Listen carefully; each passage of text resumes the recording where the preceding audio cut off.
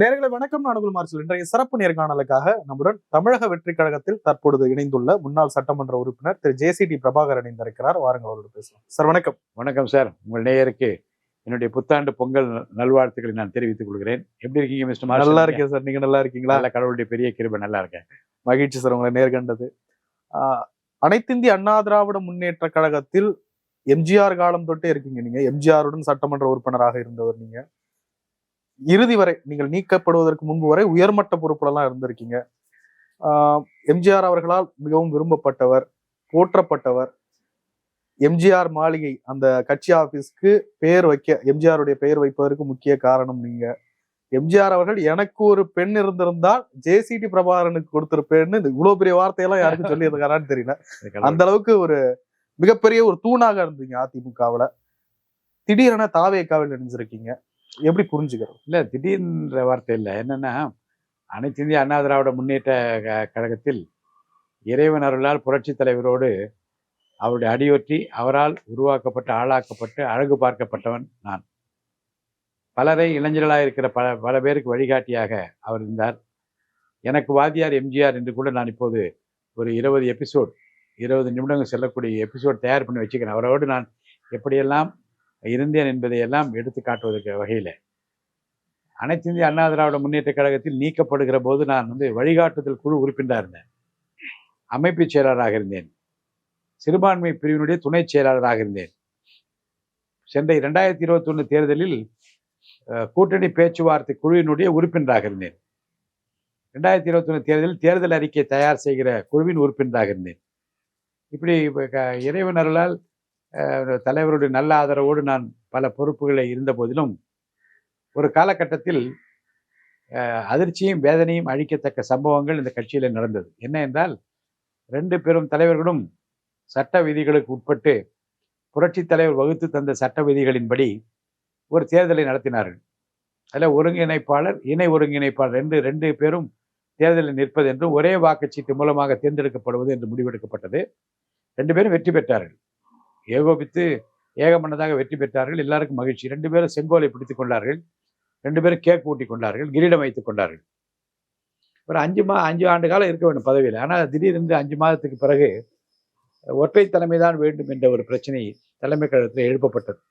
அதில் எனக்கு உடன்பாடு இல்லை. என்ன என்றால், ஒரு தேர்தல் என்று வைத்து சட்ட விதிகளுக்கு உட்பட்டு தேர்ந்தெடுக்கப்பட்டு அது தேர்தல் கமிஷனுக்கும் தெரிவிக்கப்பட்டு எல்லோரும் ஏற்றுக்கொண்ட பிறகு ஒருவரை பிடிக்கவில்லை என்று தவறான காரணங்களை கூறி ஒற்றை தலைமை வேண்டும் என்று ஒரு முன்னாள் அமைச்சர் பேச, அதை தொடர்ந்து 21 முன்னாள் அமைச்சர்கள் பேச, அதை மறுத்து பேச வேண்டிய ஒரு நிலைமை எனக்கு ஏற்பட்டது.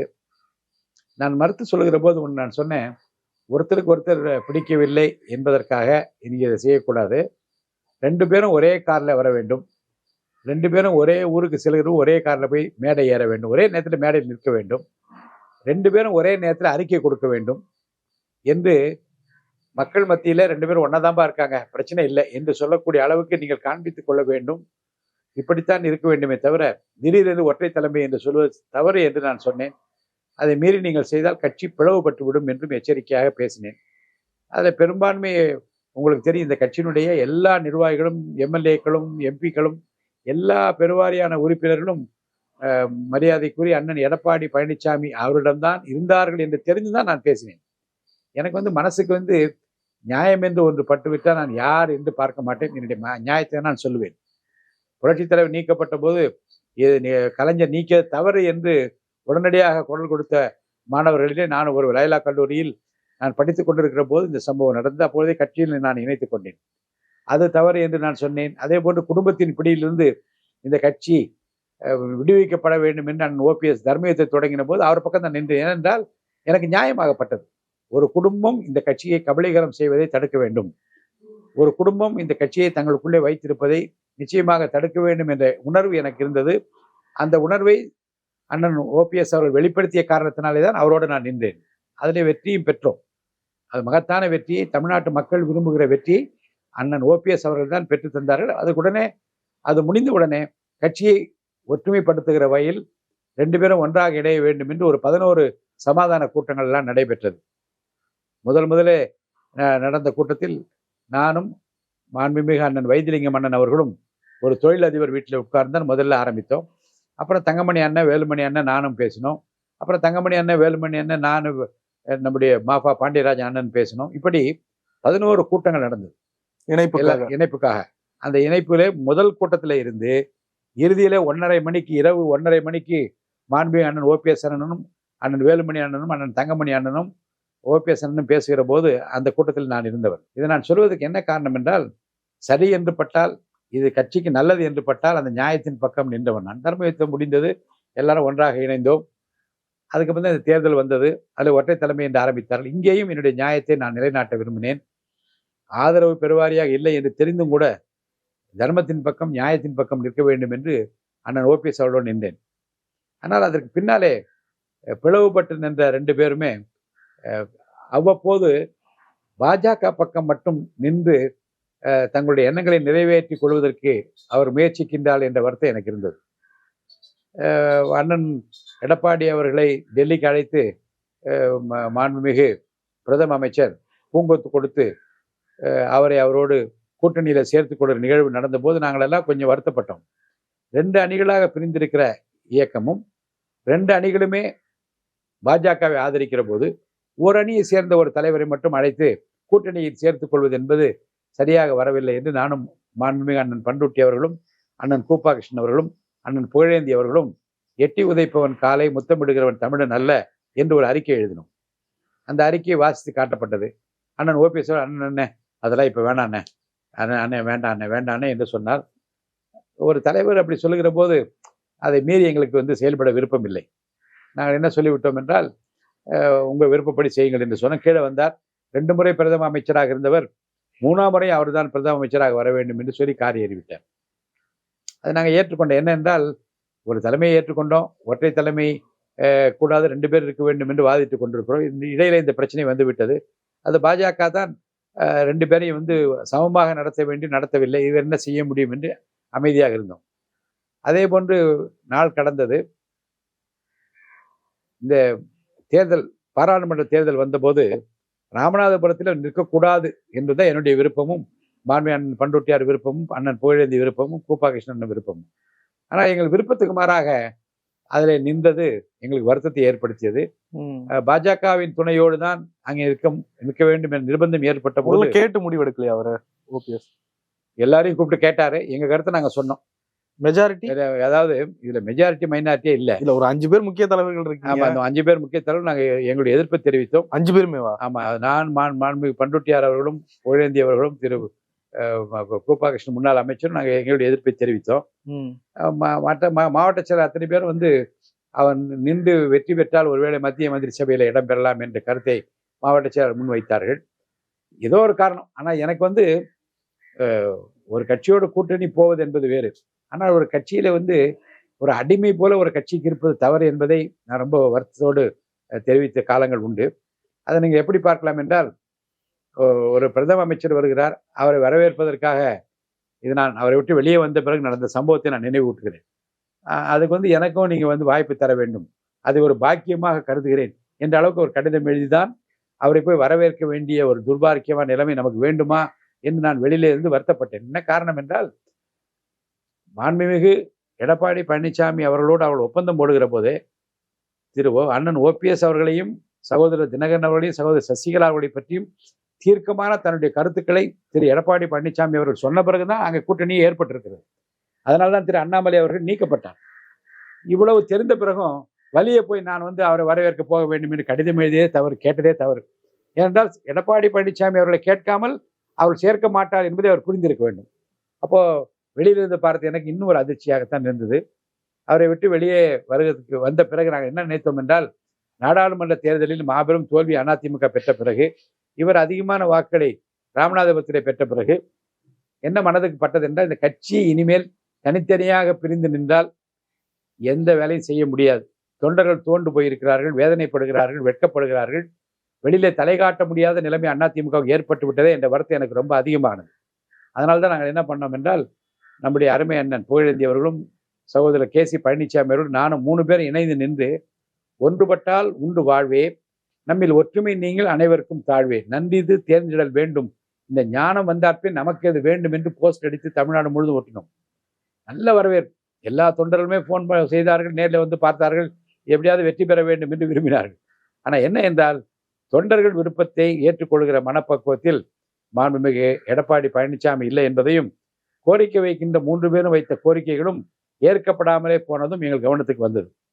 அதிலும் குறிப்பாக நான் எந்த தியாகம் செய்ய தயார் என்று மாண்புமிகு அண்ணன் சொன்ன பிறகும் அங்கே சரியான ரெஸ்பான்ஸ் இல்லை. அப்புறம் திரு ஓபிஎஸ் தன்னிச்சையாவே இயங்கலையா? நீங்க சொல்றதையும் கேட்கல. இப்ப அவரே செயல்பட்டாரா இல்ல வேற யாரும் இயக்குனாங்களா? இல்ல, அதாவது சரியான முடிவு எடுக்க வேண்டிய நேரத்தில் காலம் தாழ்த்துவதும், சரியான முடிவு எடுக்க வேண்டிய போது தொண்டர்களின் விருப்பத்தை நிறைவேற்றுவதும் ஒரு தலைவருடைய கடமையாக இருந்தது. அந்த கடமையிலிருந்து அவர் தவறினார். எதனால தவறினார்? அவருக்கு வேற எதுவும் பின்னாடி எதுவும் அழுத்தம் இருந்ததா, இல்ல அவருக்கே அவருடைய சுய விருப்பத்தின்படி செய்தாரா? இல்ல, அதாவது பாஜக வந்து அதிமுகவிலே ஒரு அணியை சேர்ந்தவர்கள் எப்போதும் தங்களோடு இருக்க வேண்டும் என்று விரும்பினார்கள். மாண்புமிகு அண்ணன் எடப்பாடி பழனிசாமி அவர்கள் இல்லாத போது அண்ணன் ஓபிஎஸ்ஐ பயன்படுத்தி கொண்டார்கள். மாண்புமிகு அண்ணன் எடப்பாடி பழனிசாமி அவரோடு இணைந்த பிறகு அண்ணன் ஓபிஎஸ் அவர்களை ஒதுக்கி வைத்து விட்டார். இதுதான் நடக்குது. ஆனால் எங்களை பொறுத்த வரைக்கும் 3 பேரும் சேர்ந்து இணைக்க வேண்டும், ஒற்றுமைப்படுத்த வேண்டும் என்ற அந்த முயற்சி உண்மையிலே வெற்றி பெறவில்லை. காரணம் என்ன என்றால், எல்லோரும் ஒவ்வொரு திசையில இருந்ததை நாங்கள் பார்த்தோம். அதுக்கு பிற்பாடு அதை விட்டு நாங்கள் எல்லாம் சரி, இனி இது சாத்தியம் இல்லை என்பதை உணர்ந்து கொண்டோம். என்னை பொறுத்த வரைக்கும் ஏன் சேர்ந்தீர்கள் என்று கேட்டீர்கள். அனைத்து இந்திய அண்ணா திராவிட முன்னேற்ற கழக அடிப்படை கொள்கை பேரறிஞர் அண்ணாவின் கொள்கை. அண்ணாவின் கொள்கைக்கு பங்கம் வரக்கூடாது, நம்பர் 1. 2, புரட்சித் தலைவர் பெயரை சொல்ல வேண்டும். அவருடைய பெயர் பட்டி தொட்டி எங்கும் பரவுவதற்கு காரணமாக இருந்த நாங்கள் அவருடைய பெயரை தொடர்ந்து சொல்வதற்கு இடம் வேண்டும். புரட்சித் தலைவர் அம்மாவுடைய புகழ் பாட வேண்டும். இது எல்லாம் தங்கு தடையில்லாமல் கிடைக்கிற இடம் எது என்று பார்த்தால், நம்முடைய அருமை அண்ணன் தளபதி விஜய் அவருடைய இயக்கம்தான் அதற்கு சரியான இடம் என்று நாங்கள் கருதினோம். கொள்கையும் இருக்கிறது, கோட்பாடும் இருக்கிறது. நீங்கள் பொறுத்த வரைக்கும் நீங்கள் நாங்கள்ன்றீங்களே, நீங்க மட்டுமா இல்ல இணைந்த அண்ணன் செங்கோட்டையனையும் சேர்த்து நான் சொல்கிறேன். நாங்கள் என்றால் சேருகின்றவர்கள், சேர்ந்தவர்களை வைத்து நான் சொல்கிறேன். இப்போ எங்களுடைய மன விருப்பம் வந்து இதற்கெல்லாம் பங்கம் வராத ஒரு கட்சியிலே சேர வேண்டும் என்றால் மக்கள் ஏற்றுக்கொள்கிற ஒரு தலைவராக. இன்னொன்று முக்கியமான காரணம் என்ன என்றால், பொது வாழ்க்கையில் இருக்கின்றவர்களை முதல்ல மக்கள் நல்லவர்கள் என்று நம்ப வேண்டும். இப்போ நான் வந்து அதிமுக 72 சேர்ந்த போது ரொம்ப எதிர்ப்பு போலீஸ் துறையிடமிருந்து வந்தது.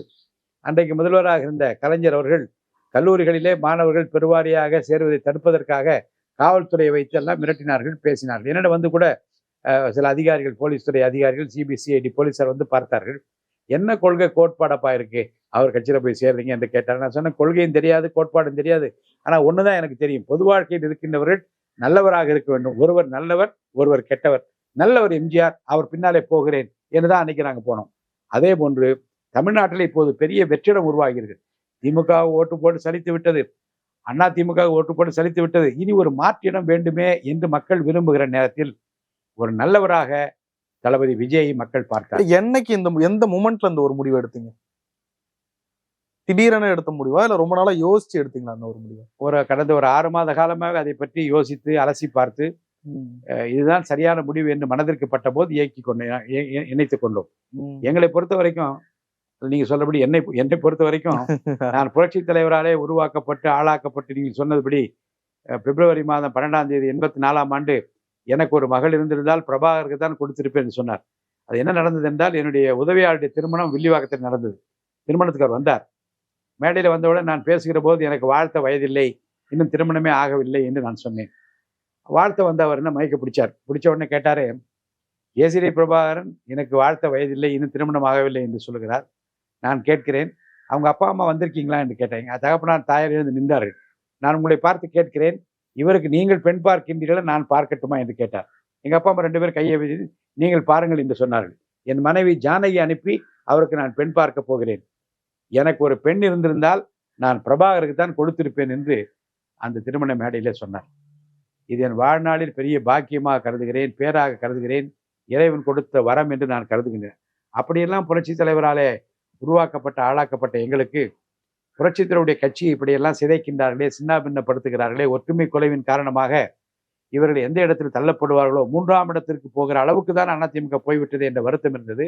முதலிடத்துக்கு அதிமுக கொள்கை வர வேண்டும் என்றால், புரட்சித் தலைவர் அம்மாவுடைய கொள்கைகளும் புரட்சித் தலைவருடைய கொள்கைகளும் நிலைநாட்டப்பட வேண்டும் என்றால், அண்ணாவின் எப்போது அவருடைய அண்ணாவுடைய படத்தை வைத்து அண்ணாவின் கொள்கைகள் ஏற்கப்படும் என்று அறிவித்தாரோ, எப்போது தீய சக்தி பாரதிய ஜனதா கட்சி என்று தீய சக்தி திமுகவை சொல்லிவிட்டு எங்கள் கொள்கை எதிரி பாஜக என்று அவர் சொன்னாரோ அப்போது எங்கள் மனதிற்கு ஒரு மன நிறைவு ஏற்பட்டது.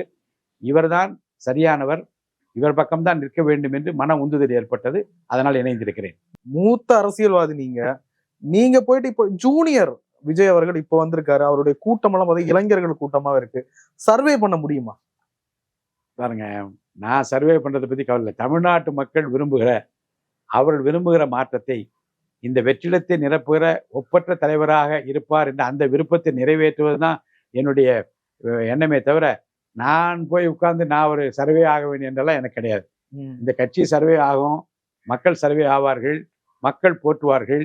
அவருடைய பொறுத்த வரைக்கும் மக்கள் எதிர்பார்க்கிற ஒரு நல்ல தலைமையை, புரட்சி தலைவர் கண்ட அந்த நல்ல ஆட்சியை தரக்கூடிய ஆற்றல் நம்முடைய தளபதி விஜய் அவர்களுக்கு இருப்பதை நான் நேரிலே பார்த்தபோது நான் தெரிந்து கொண்டேன். நிச்சயமா அது நடக்கும். அவர்களிடமிருந்து அழைப்பு வந்ததா இல்லை நீங்களா அப்ரோச் பண்ணி இணைந்தீர்களா? அவரிடமிருந்து அழைப்பு வந்தது. நானும் பொறுத்திருந்து வருகிறேன் என்று தகவல் நான் முதலே சொல்லி அனுப்பினேன். பின்னொரு நாளில் நான் உடனடியாக முடிவெடுத்து என் விருப்பத்தை தெரிவித்த போது உடனடியாக அழைத்தார். காலம் தாழ்த்தாமல் உடனடியாக அழைத்தார்கள். நான் என்னை இணைத்துக் கொண்டேன். என்னுடைய மகன் ஏற்கனவே அமலன் சாம்ராஜ் 2 ஆண்டு காலமாக அந்த இயக்கத்தில் இருக்கிறார். அவர் கூட தற்போது அவர்கள் செய்தி தொடர்பாளர் என்கின்ற பொறுப்பை வழங்கி இருக்கிறார்கள். அவங்க தீவிரமாக அவர் வேலை பார்த்து கொண்டிருக்கிறார். இன்னொன்று, நீங்க நான் புரட்சியாளர் எம்ஜிஆருடைய ரசிகன். அவருடைய படங்களை பார்த்து வந்தவன். நம்முடைய தளபதி விஜய் சார் படங்களை எப்போதோ 1-2 தான் நான் பார்த்திருப்பேன். நான் படங்களை பார்த்து வந்தவன் அல்ல. அவருடைய பண்பை பார்த்து, அன்பை பார்த்து, நடத்தையை பார்த்து, நன்னடத்தையை பார்த்து, அவர் தம்முடைய ரசிகர்கள் மூலமாக வைத்திருந்த மக்கள் இயக்கத்தை பார்த்து, அவர் செய்த தொண்டினை பார்த்து, தூய உள்ளத்தை பார்த்து நான் அவரோடு நிற்கிறேன். விஜய் அவர்களுக்கு எந்த அளவுக்கு கிரவுண்ட்ல மக்கள் ஆதரவு இருக்குன்னு நினைக்கிறீங்க? மக்கள் ஆதரவு அதிமுகவை விடவும் திராவிட முன்னேற்ற கழகத்தை விடவும் ஸ்பான்டேனியஸ் ஆதரவு இருக்கிற ஒரு தலைவராக அவர் இருக்கிறார். அந்த 41 பேர் மறைந்தார்களே, அந்த சம்பவம் எதை காட்டுகிறது என்று சொல்ல, கட்டுக்கடங்காத கூட்டம் எங்கே சென்றாலும் பெருகி வருகிற, அணி அணியாக, அலை அலையாக மக்கள் திரண்டு வருகிற ஒரு மாபெரும் சக்தியாகத்தான் அவரை நான் பார்க்கின்றேன். இன்னும் சொல்ல போனால், இன்னும் அவர் மிக அதிகமான இடங்களிலே அவர் வருவாரேயானால், அவரை முண்டியடித்து கொண்டு பார்க்கிறவர்களும் வீட்டை விட்டு வெளியே வீதிக்கு அவரை பார்க்க விரும்பும் எதை காட்டுகிறது என்று சொன்னால், இவரைத்தான் எதிர்பார்த்தோம், இவரைத்தான் இனி நம்புவோம் என்று சொல்லக்கூடிய அளவிற்கு அந்த நம்பிக்கையோடு தான் மக்கள் வருவதை பார்க்க வெறும். அந்த ஒரு மந்திரி கூட சொன்னார், ஏதோ அந்த மதுரை மந்திரி கூட பேசுகிற போது இன்னொரு நடிகை பேரை சொல்லி அவர் வந்தால் கூட தான் கூட்டம் வரும் என்று சொன்னார். அது யார் வந்தால், எந்த நடிகை திரைப்படத்தில் இருக்க யார் வந்தாலும் கூட்டம் வரலாம். ஆனால் கூட்டத்திலே வருகின்றவர்கள் பார்க்க வந்தால், வேடிக்கை பார்க்க வந்தார்களா, அல்லது தங்கள் வேதனை கொட்டி தீர்த்தால் விடிவு காலம் பிறக்குமே நம்பிக்கையோடு வந்தார்கள் என்றால், இங்கே வருகின்றவர்கள் தங்கள் வேதனையை கொட்டி அந்த வேதனைக்கு தீர்வு காணுகிற ஒரு தலைவராக அவர் வந்திருக்கிறார், அவரை பார்க்க வேண்டும் என்ற ஆர்வத்தில் தான் வருகின்றார்கள் தவிர, பார்த்து விட்டு போகிற கூட்டம் மட்டுமல்ல, வேடிக்கை பார்த்து செல்கிற கூட்டம் மட்டுமல்ல, இவர்கள் நின்று நிலைக்கிற பணியை செய்யக்கூடிய ஒரு தலைவரை அடையாளம் கண்டு கொண்டோம், அவரோடு நிற்க வேண்டும் என்ற ஆர்வத்தோடு வருகிற கூட்டமாகத்தான் இவர்களை நான் பார்க்கிறேன். விஜயை சந்தித்தீர்கள், என்ன பேசுனீங்க, என்ன சொன்னார்? இல்ல, ஒரு நல்லவரை பார்த்த மகிழ்ச்சி எனக்கு இருந்தது. புரட்சி தலைவரை பார்த்தபோது எனக்கு ஏற்பட்ட மகிழ்ச்சி எனக்கு ஏற்பட்டது. இவர் நிச்சயமாக தமிழ்நாட்டு அரசணையிலே அமர்வார், நிச்சயமாக தமிழ்நாட்டு முதலமைச்சராக வருவார், ஒரு நல்லாட்சியை தருவார், மக்களை சரியான பாதையில் நடத்துவார் என்ற நம்பிக்கை எனக்கு வந்தது. உங்களை போன்ற நிறைய அதிமுகவில் இருக்கக்கூடிய மூத்த தலைவர்கள் என்ன நினைக்கிறாங்க? வேதனை அனைத்து இந்திய அண்ணா திராவிட முன்னேற்ற கழகத்திலே மெல்லவும் முடியாமல், விழுங்கவும் முடியாமல், இருக்கவும் முடியாமல், வேறு இடத்துக்கு போகவும் இடம் தெரியாமல் தவித்து கொண்டிருக்கிற பல தலைவர்கள் என்னோடு பேசி கொண்டிருக்கிறார்கள். ஆனால் காலம் கனிந்து வருகிறது. அனைத்து இந்திய அண்ணா திராவிட முன்னேற்ற கழக தொண்டர்கள் கொஞ்சம் கொஞ்சமாக சரிந்து வருகிற காட்சியை நான் பார்க்கிறேன். இந்த சரிவு அனைத்து இந்திய அண்ணா திராவிட முன்னேற்ற கழகத்தை வருகின்ற தேர்தலில் 3ஆம் இடத்திலே கொண்டு போய் நிறுத்துகிற அளவுக்கு ஒரு சரிவு ஏற்படும். இல்ல, இந்த சூழ்நிலையில அதை பார்த்து மகிழ்ச்சி அடைகிறீங்களா, வருத்தப்படுறீங்களா? அதிமுக கரைகிறது என்ற வருத்தம் இருந்தாலும் கூட, ஆனால் அதிமுக லட்சியங்களை ஈடேற்றுகிற ஒரு தலைவர் பின்னால் நிற்கிற என்ற மகிழ்ச்சி எனக்கு இருக்கிறது. அப்படிங்களா? அதான் உண்மை. விஜய் அவர்கள் செய்வாருன்னு நினைக்கிறீங்களா? உண்மையாக அப்படிப்பட்ட ஒரு தலைவரை பார்த்த காரணத்தில் நான் பரவசத்தோடு சொன்னேன். புரட்சித் தலைவர் எம்ஜிஆரை பார்த்த உணர்வு எனக்கு இருந்தது. நான் சொன்ன காரணமே, இனி நிம்மதியாக உறங்கலாம், என்ன செய்ய போகிறோம், எப்படி மக்கள் பணி ஆற்றப் போகிறோம் என்று நினைத்து கொண்டிருந்த என்னை போன்றவர்களுக்கு இனி இந்த இடம்தான் சரியான இடம் என்று தெரிந்து கொள்கிற வாய்ப்பு எனக்கு கிடைச்சிருக்கு. இல்ல, எம்ஜிஆர் தொண்டர்கள், ஜெயலலிதா அவர்களின் தொண்டர்கள் இரட்டை இலைக்கே ஓட்டு போட்டு பார்க்கப்பட்டவங்க மாறுவாங்களா? மாறுவாங்க. ஏன், 96ஆம் ஆண்டு தேர்தலில் அனைத்து இந்திய அண்ணா திராவிட முன்னேற்ற கழகம் படுதோல்வி அடையவில்லையா? புரட்சித் தலைவர் அம்மா உட்பட அனைவரும் தோற்கவில்லையா? புரட்சித் தலைவர் காலத்திலேயே நடந்த பாராளுமன்ற தேர்தலில் உங்களுக்கு எல்லாம் நினைவிற்கு 80ஆம் ஆண்டு நடந்த தேர்தலில் 2 பாராளுமன்ற தொகுதி தவிர மீது எல்லா இடங்களும் நாம் தோற்றோமே. ஆக தோல்வி வெற்றி என்பது அல்ல. ஒவ்வொரு காலகட்டத்திலும் தாங்கள் விரும்புகிற ஒரு தலைவர் வர வேண்டும் என்று மக்கள் விரும்புவார்கள். அவருக்குத்தான் வாக்களிப்பார்கள். அந்த வகையில் தாங்கள் விரும்புகிற ஒரு தலைவரை இப்போது மக்கள் பார்த்து விட்டார்கள். அவருக்குத்தான் வாக்களிப்பார்கள். விஜய் அவர்கள்தான், தளபதி விஜய் அவர்கள்தான் நிச்சயமாக தமிழ்நாட்டு கோட்டையில், சென்ட் ஜார்ஜ் கோட்டையில் முதலமைச்சராக வருவதை மார்ஷல் அவர்கள் நீங்கள் பார்ப்பீர்கள், பாராட்டுவீர்கள். வேற ஒரு கேள்வி சார், உங்களை போன்ற இன்னும் மூத்த அமைச்சர், முன்னாள் நிர்வாகிகள், அதிமுக முன்னாள் நிர்வாகிகள், மூத்த தலைவர்கள்லாம் வர வாய்ப்பு இருக்கா? நிறைய பேர் வரப்போகிறார்கள். யாரை பற்றி நான் பெயர் சொல்ல விரும்பவில்லை. ஆனா யாருன்னு உங்களுக்கு தெரியுமா? யார் வருவார்களே பொறுத்திருந்து பாருங்கள். நிறைய முன்னாள் அமைச்சர்கள், முன்னாள் சட்டமன்ற உறுப்பினர்கள், சில இந்நாள் சட்டமன்ற உறுப்பினர் ஒரு பட்டியலே இருக்கிறது. படிப்படியாக அத்தனையும் நிறைவேறும். அதுதான் ஒரே வார்த்தையில் நான் சொன்னேன். அனைத்து இந்திய அண்ணா திராவிட முன்னேற்ற கழகத்தை தாண்டி வெற்றி கொடி நாட்டுகிற இயக்கமாக தளபதி விஜய் தன்னுடைய இயக்கத்தை நடத்தி கொண்டிருக்கிறார். ஒரு அமைதி புரட்சி நடந்து கொண்டிருக்கிறது. வீட்டுக்கு ஒரு விஜய் இருக்கிறார், அதை மறந்து விடாதீர்கள். வீட்டுக்கு ஒரு விஜய், வீதிக்கு ஒரு தாவேகா தொண்டர். வீட்டுக்கு ஒரு விஜய், வீதிக்கு ஒரு தாவேகா தொண்டர் என்று தமிழ்நாடு முழுவதும் பட்டி தொட்டி எங்கும், கிராமப்புறந்தோறும், நகர்தோறும், மாநகராட்சி எங்கும் என்று விஜய் ஆதரவாளர்கள், அவரை நம்புகின்றவர்கள், இதோ நாம் தேடிக்கொண்டிருந்த நல்லவர் வந்து விட்டார், நீண்ட இடைவெளிக்கு பிறகு, புரட்சித் தலைவர் எம்ஜிஆருக்கு பிறகு ஒரு நல்ல தலைவர் கிடைத்து விட்டார் என்ற நம்பிக்கையோடு அவர் பின்னாலே அணிவகுத்து நிற்கிறதில் நான் பெருமைப்படுகிறேன், மகிழ்ச்சி அடைகின்றேன். 2026 வெற்றிக்கு வாய்ப்பு இருக்குன்னு நினைக்கிறீங்களா? 2026 தான் பேசிட்டு இருக்கோம். 2026 தேர்தல் தான் ஒரு அமைதி புரட்சி நடந்து கொண்டிருக்கிறது. தமிழ்நாடு முழுவதும் பெருகி வருகிற செல்வாக்கும், அவர் கட்டமைத்திருக்கிற இந்த கட்சி எப்படி இருக்குதுன்னு வெளியில் இன்னும் யாருக்கும் தெரியல. இவ்வளவு குறுகிய காலமா இருக்கு. நிறைய பேர் சொல்றாங்க என்ன கட்டமைப்பு என்ன இருக்கு என்று கேட்கிறாங்க. உங்களுக்கு எல்லாம் தெரியாது. 10 லட்சத்துக்கு மேற்பட்ட தன்னுடைய ரசிகர் மன்ற நிர்வாகிகளை அப்படியே அவருடைய இயக்கமாக மாற்றிவிட்டார். இன்னைக்கு 10 லட்சத்துக்கு மேல் நிர்வாகிகள் எங்கும் இருக்கிறார்கள். அங்கிங்கனாதபடி எங்கும் நிறைந்திருக்கிற தொண்டர் பட்டால் அவர் பின்னால் நிற்பதை நான் பார்க்கிறேன். நிச்சயமாக இந்த அடித்தளம் உருவாக்கப்பட்டு விட்டது. கட்டமைப்பு மிக நேர்த்தியாக இருக்கிறது. பார்த்து பிரமிக்கத்தக்க அளவில் அதை கொண்டு போய் கொண்டிருக்கிறார். மகத்தான வெற்றியை பெறுவதற்கு இந்த கட்டமைப்பு உதவிகரமாக இருக்கும் என்று நான் நம்புகிறேன். நிறைய விஷயங்களை பகிர்ந்து கொண்டே ரொம்ப நன்றி சார். ரொம்ப மகிழ்ச்சி. மீண்டும் உங்களுக்கு என்னுடைய நல்வாழ்த்துக்களை நான் தெரிவித்துக் கொள்கிறேன்.